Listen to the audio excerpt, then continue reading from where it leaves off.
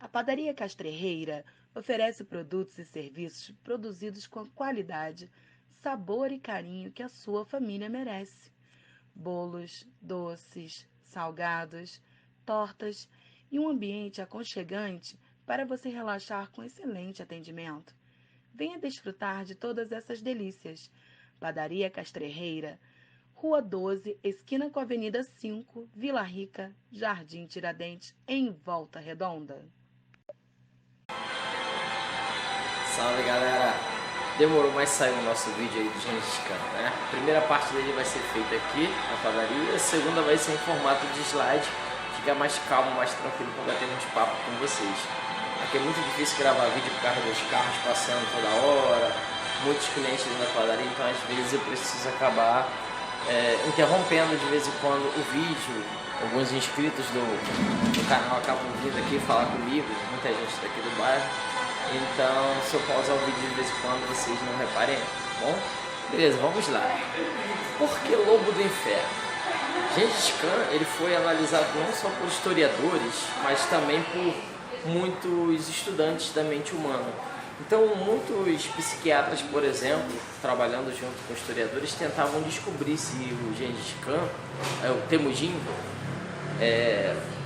palavra que significa forte como ferro ou ferreiro, se ele não era um psicopata como Nero ou Calígula.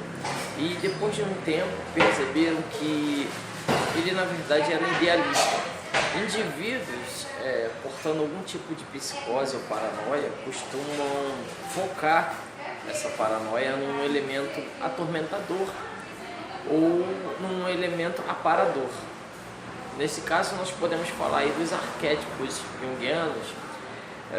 O mágico, por exemplo, o arquétipo do mágico estava muito ligado ao Gengis Khan, na ideia de transformação do mundo, de transformação e conquista através de um ideal para a unificação do mundo. E Gengis Khan, ele é um homem envolto de muitas curiosidades que a história ela acaba por acobertar. Se nós falarmos em história, por exemplo, você pega esse livro aqui, A Escrita da História. Esse livro ele propõe uma breve história do mundo em algumas partes mais aprofundadas. Um livro com 800 páginas, ele não cita um único momento Gengis Khan e a Mongólia, como se o maior império da história, o maior império contínuo da história, ele não tivesse importância para a nossa sociedade. E tamanho foi o impacto que o Império de Gengis Khan trouxe para nós, que muitas das guerras que acontecem até hoje no Oriente são requisitos de algumas ideologias do Império Mongol. Gengis Khan, ele era um homem envolto de muito mistério, de muita magia. Ele era uma pessoa que, embora fosse um tirano no nosso ponto de vista, e esse vídeo ele não pode ser analisado com anacronia psicológica, que é você julgar ações do passado com valores do presente. Se nós analisarmos pela ótica atual, Gengis Khan era um monstro, um tirano, um estuprador. Se nós avaliarmos pela ótica do passado, ele era um conquistador, um imperialista como muitos outros que existiram em várias partes do nosso planeta. Então, Gengis Khan, ele andava em volta de magos, pessoas que eram xamãs, que passavam visões para ele. Ele mesmo acreditava ser um visionário, um enviado de Deus, um castigo de Deus, da divindade, para punir aqueles povos na qual ele ia conquistando. Então é muito interessante que você assista esse vídeo até o final, principalmente porque o nosso objetivo aqui é mostrar as estratégias de um gênio. Quando eu digo de um gênio, de um estrategista militar. Gengis Khan foi responsável por muitas coisas que aconteceram na face da Terra. E até os anos 70, alguns engenheiros genéticos, eles acreditavam que todas as pessoas que nasceram com os olhos castanhos, elas eram descendentes de Gengis Khan. Essa teoria ela foi quebrada por alguns outros engenheiros genéticos no final dos anos 90, mas ainda assim acredita-se que 3%, de 3 a 4% da população mundial tenha algum tipo de descendência com Gengis Khan. Ele realmente foi um homem que, ironicamente, por mais que tenha matado milhões de pessoas com as suas conquistas, ele realmente foi um cara que procriou. Quando eu disse que ele foi estrategista, Gengis Khan ele trabalhava com um sistema de meritocracia. Então muitos dos seus generais mais fiéis acabaram que tinham sido no passado derrotados por ele, tinham sido inimigos dele, que tinham muitas habilidades. Gengis Khan sabia analisar, ele tinha um olho bom para estratégia e ele recrutava essas pessoas, até mesmo porque esses caras não tinham opção, então eles eram recrutados para poder pertencer ao exército de Gengis Khan, e esses homens viviam como reis ao lado deles, dividindo os espólios de guerra, dividindo territórios e trabalhando assim para que a expansão de Gengis Khan crescesse cada vez mais. Gengis Khan foi um cara assim, que nós podemos chamar de estranhamente místico. Na maioria das sociedades secretas, ou ordens de militares, ou até mesmo entre povos tribais, geralmente o rito iniciático ele é baseado numa uniformidade. Então você tem aí a Yakuza, que faz a cerimônia do sake, você tem a máfia italiana, que faz o pacto de sangue, você tem a máfia russa, que pede que você faça uma ação como uma demonstração de fidelidade, e no caso de Gengis Khan não. Acredita-se que eram diversos os rituais que se faziam de iniciação. Entre um deles era uma iniciação que eles chamavam de iniciação do lobo azul, na qual consistia de colocar a espada na jugular, na garganta daquele general ou daquele militar que estava prestando fidelidade à sociedade deles, a sociedade mongol, independente desse homem ser mongol ou não, e em troca ele recebia uma bofetada na cara, na qual após aquela bofetada ele se levantava e toda aquela ordem de guerreiros ali, de generais ligados ao Khan, abraçavam e confraternizavam junto com bebidas e mulheres e alimentos junto com o Khan e esse neófito, vamos dizer assim. O nascimento de Gengis Khan ele foi cercado e recheado de lendas, e acredita-se que ele sonhava desde a sua infância com o lobo azul. Com 14 anos de idade, Gengis Khan matou seu próprio irmão numa disputa por território. Alguns historiadores falam que foi uma disputa por comida, mas a aceitação mais provável foi que após a morte de Khan, após a morte do pai de Khan, eles precisavam criar um novo líder, nomear um novo líder. E como essa nomeação não acontecia, essa disputa começou a acontecer entre os irmãos e Gengis Khan matou um dos seus meio-irmãos mais velho. Outra coisa bacana e legal são as curiosidades acerca de Gengis Khan. Ele respeitava a liberdade de culto, como eu falei anteriormente, e andava recheado, cercado de oraculistas em volta dele. Ele nunca fazia uma invasão sem antes um xamã ou um vidente qualquer desse a determinada aprovação. Ele contava para os seus generais que ele tinha visões de um lobo que tragava e que devorava toda a terra, e que ele se sentia parte desse lobo, quase como se Khan se sentisse como uma espécie de lupino. Uma das coisas legais que vocês vão ver mais para frente nesse vídeo vai ser a forma como eles sobreviviam. Os generais de Khan, por exemplo, eles faziam pequenos cortes no pescoço dos seus cavalos para remover um pouco de sangue, pegar esse sangue e misturar com leite, que eles acreditavam que era extremamente nutritivo, né? Misturar o sangue com o leite e assim eles se alimentarem para aguentar longos dias de cavalgada quando a alimentação estava escassa. Na Idade Média, século XII, Gengis Khan recebeu muitos apelidos entre os povos que ele dominava. Entre esses povos, os turcomanos o chamavam de Dibikar, que significaria mais ou menos aquele que anda igual um lobo, aquele que anda como um lobo. O Império do Khan foi quase 3 vezes maior que o continente brasileiro, o território brasileiro, e ele dominou toda a China, toda a Ásia Central, e é incrível como quando você para analisar e você percebe que um analfabeto que desenvolveu um sistema de alfabetização para os seus povos, desenvolveu o primeiro sistema internacional de correios, desenvolveu técnicas de meritocracia que são utilizadas, por exemplo, hoje entre as empresas de marketing multinível.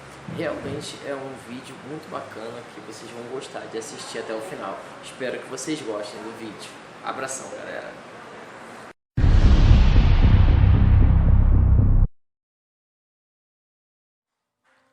Bom, vamos lá, galera. Para o vídeo não ficar mais do mesmo, eu tentei separar algumas curiosidades sobre o Gengis Khan, e uma das bases minha como documentação historiográfica será o livro secreto dos mongóis, tá? O livro da história secreta dos mongóis. É um livro polêmico e muito questionado por alguns historiadores, principalmente historiadores ocidentais, que o questionam. Mas a maioria dos historiadores orientais já aceitam esse livro com mais facilidade, assim como historiadores americanos.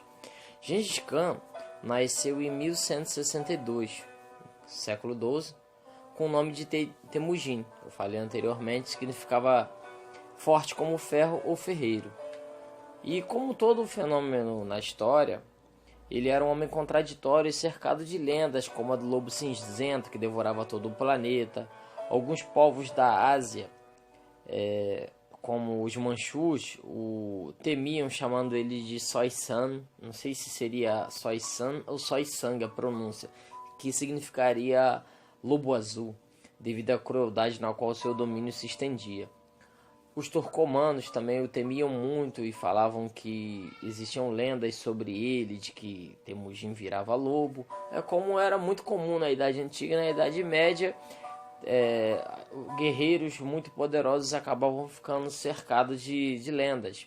Então cazaques, turcos, tártaros, assim como outros povos, também contavam lendas sobre Gengis Khan. O Império Mongol, de forma territorial, foi o maior império contínuo da história, perdendo apenas para o Império Britânico, que era bem mais extenso, porém era dividido, não era extenso e uniforme como o Império conquistado pelos mongóis. Quando ainda era apenas um adolescente, o Temujin ele assassinou seu irmão mais velho, isso eu também falei um pouco mais à frente, numa disputa por liderança. E logo, na casa dos 20 anos, Temujin sentiu que precisava conquistar o mundo, algo que para ele era como uma missão. Ele reformulou o código do exército mongol, onde a fidelidade ao Khan era mais importante do que os laços de sangue tribais. O sistema de formação do exército era decimal, num estilo de GC, de grupos de combate. Sendo assim, tinha 10 cavaleiros que obedeciam a um sublíder, que obedeciam a 10 sublíderes e obedeciam a um líder. E assim você subia de grau dentro da hierarquia, em conjuntos de 10. Apenas 10 comandantes tinham contato direto com o Khan. No caso, seriam 10 generais mais poderosos, os 10 generais mais fiéis ao Khan. Esses comandantes tinham aproximadamente o poder de um general ou de um marechal, se formos traduzir para a linguagem atual. E para conter as revoltas e motins e ganância entre esses líderes, Temujin ele ampliou seu corpo de segurança para aproximadamente 10 mil homens, incorporando os filhos mais velhos desses generais e dando a esses filhos poderes superiores aos dos pais, ou seja, qualquer bobeira, qualquer palhaçada ou qualquer tipo de ameaça por parte desses pais colocava em risco a vida do filho. Bom, agora que nós falamos um pouquinho da introdução do Gengis Khan, que o nosso objetivo aqui é contar curiosidades sobre ele, Não vou ficar falando muito sobre as conquistas mongóis. Isso tem bastante vídeo no YouTube para vocês assistirem. Meu objetivo é falar sobre curiosidades. O arco e flecha, ele já foi o auge da tecnologia bélica. Permitiu que Temujin dominasse do Pacífico a Ucrânia, um império 2 vezes maior que o do Alexandre o Grande e 4 vezes maior que o Império Romano. Então a gente pergunta, mas o que tinha de tão especial nesse arco comparado ao arco inglês? Se nós fôssemos comparar o arco inglês, o arco mongol ele era um anãozinho, um anão. E o arco inglês na Idade Média ele era o top das tecnologias modernas. A arquearia inglesa ela era incrível. E recebe esse nome de arco composto porque ele era produzido diferente de outros arcos. Não era só com um único material. O arco mongol ele continha madeira, chifre de boi, tendões de animais, o que possibilitava ao arco suportar maior pressão em comparação ao arco de madeira.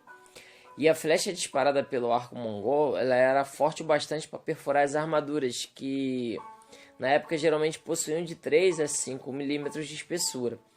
Era preciso uma força de aproximadamente 80 a 90 quilos, não me lembro agora bem, para puxar o cordel do arco mongol.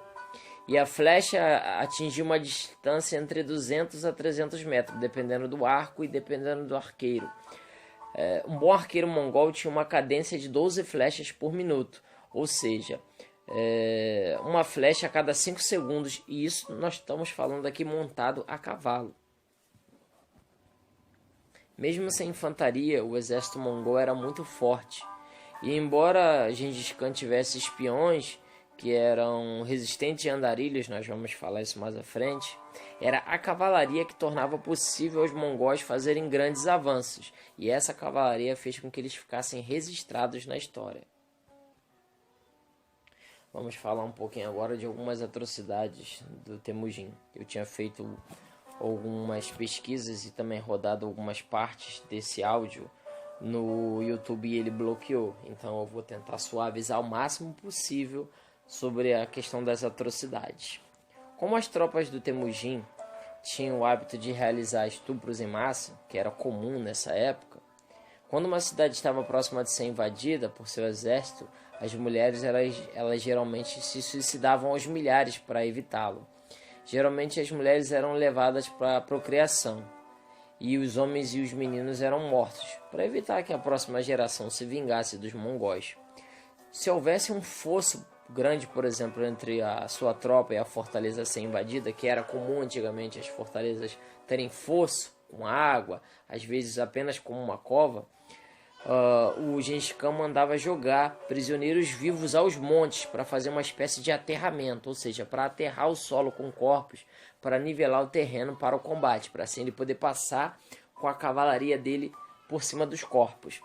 Muitas vezes, quando suas tropas conquistavam a cidade invadida, de forma parcial, vamos dizer assim, Gengis Khan pegava essa parcela de pessoas, que geralmente poderiam ser centenas ou milhares, e usavam como escudo humano para se protegerem das flechas inimigas. Algumas das cidades que Gengis Khan tomou e tomava também, muitas vezes precisava ser abandonada por causa do alto fedor dos corpos em estado de putrefação. Então vocês podem perceber aí a quantidade de pessoas que ele matava num único ataque. Ele decapitava os corpos que sobravam no chão para evitar sobreviventes entre as multidões de cadáveres. Generais inimigos, geralmente quando eram capturados, Gengis Khan ordenava que os seus corpos fossem cozinhados em óleo fervente até que a carne se separasse dos ossos. Ou então mandava seus generais quebrarem as costelas, as costas, no caso, dos líderes, com a base de marretadas. E outra tortura também que ele fazia com os generais, por exemplo, que se recusavam a lutar ao seu lado, era derramar metal fundido nos olhos e nos ouvidos desses inimigos, né? E a pessoa morria, tamanha era a dor daquela tortura. Quando ele invadiu a Rússia, por exemplo, só para vocês terem uma ideia, se eu não me engano foi em 1237, ele destruiu Kiev e matou a metade da população do Principado. Ele fazia os líderes russos caminharem nus pela neve durante o inverno, até que seus corpos morressem congelados por hipotermia. Agora nós vamos falar um pouquinho das estratégias e táticas, que é a proposta desse vídeo. A combinação de arquearia e cavalaria tornava os mongóis implacáveis. Era formada por batedores no fronte, ala esquerda, ala direita, e articuladores de guerra, armadores no centro e na retaguarda, que poderia ser retangular ou semicircular. Lembrando muito a formação do basquete, que se eu não me engano são 2 alas na lateral, um pivô na frente, um pivô atrás e um armador no meio. Se eu não me engano é assim a formação do basquete. Então, mal comparando, em grande escala era assim a formação desses guerreiros do Gengis Khan. O segredo do sucesso desse corpo é que eles eram muito bem planejados e havia comunicação muito eficiente entre eles o tempo todo. Isso derruba por terra, isso joga por terra a tese de muitos historiadores chineses que afirmavam que os mongóis eram um bando desgovernado de bárbaros, vamos dizer assim. Os mongóis estavam atrás da reserva de ferro em grande quantidade, que os chineses possuíam em algumas partes da China, e por isso eles não abririam mão de forma alguma de invadir aquele país. Os mongóis necessitavam contrabandear ferro da China, uma vez que o governo chinês proibia, por ordem do imperador, o comércio de ferro com as tribos nômades, que era comum frequentemente eles atacarem o império chinês. Então por isso era proibido esse comércio, e os mongóis precisavam desse ferro. Uma das coisas que ajudou muito na invasão mongol na China foi a fragmentação da nação chinesa em 3 impérios. O Minyak na região noroeste, que controlava a rota da seda e as especiarias.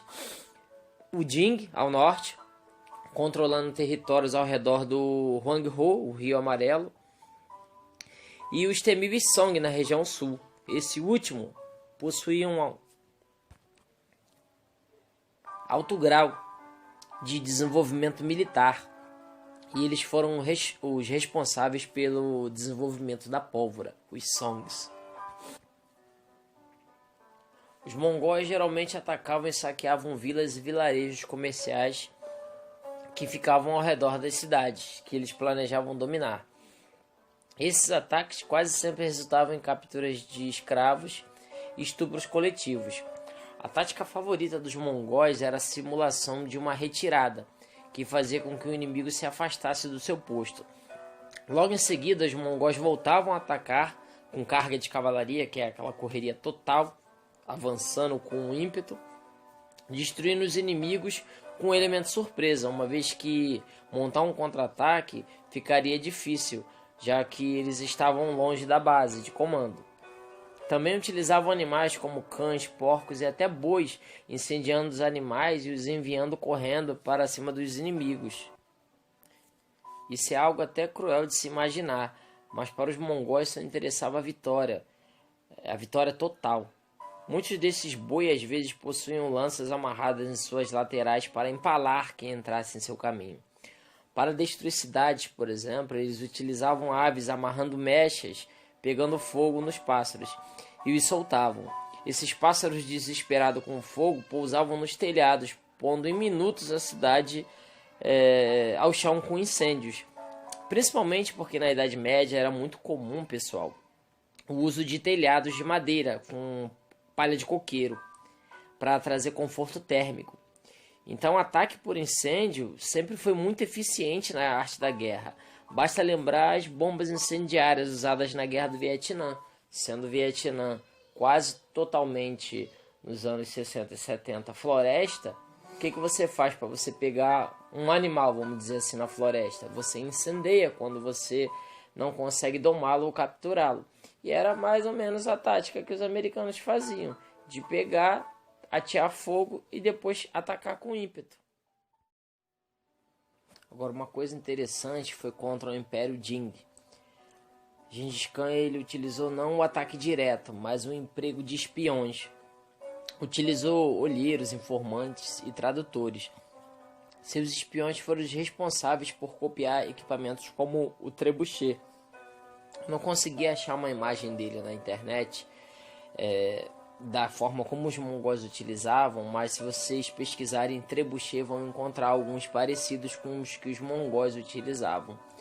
Ele era um instrumento de artilharia medieval que lembrava mais uma catapulta, sendo que 10 vezes mais forte do que as convencionais. Ou seja, o trebuchet ele era como se fosse a bomba atômica da Idade Média. Arremessavam pedras às vezes do tamanho de um fusca. Alguns historiadores e alguns arqueólogos já comprovaram isso. Para despistar perseguidores, esses espiões muitas vezes passavam informações falsas, se dividiam e no meio do caminho eles apeavam, ou seja, desciam do cavalo e terminavam seu destino a pé, utilizando botas com solado invertido, para que se houvesse algum seguidor e persegui-los acabava perseguindo eles por rotas erradas. E esses espiões eles eram exímios batedores de mata, lembrando muito os aborígenes americanos. Para evitar que cães rastreadores estimassem seu paradeiro, eles cobriam os corpos com urina e com lama para confundir os animais na hora do reconhecimento de odores. Sabotavam pontes de madeira e sisal, bloqueavam trilhas com barricadas de troncos e pedras e muitas vezes faziam a travessia em jangadas para despistar o inimigo. Esses espiões, por exemplo, eles eram os responsáveis por passar informações e técnicas de engenharia para Gengis Khan, para que muitas vezes o Gengis Khan ele desviasse rios para poder inundar cidades e capturar generais. Então, essa fama era terrível desse serviço secreto que o Gengis Khan possuía, assim como a sua temida cavalaria. Então, muitas vezes,